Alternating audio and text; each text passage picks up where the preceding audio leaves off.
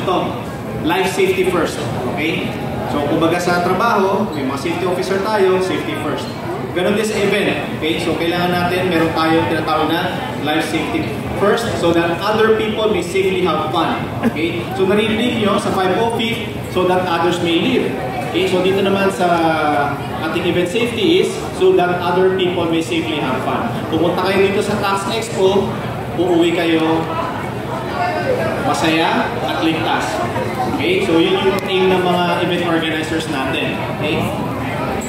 And with this, ito yung aking mga, mga background, with regards to the event. So, nag-start ako way back in 2005 as a volunteer from Red Cross, and then nagkaroon kami ng event, which is itong SEA Games, Junior SEA Games, no? So, na-inlove ako doon, na-amaze ako doon sa pag-setup ng mga, bagay-bagay, event preparation. And then, between 2005, ito, magkakaalaman na rin ng edad, 2005 and 2010, okay?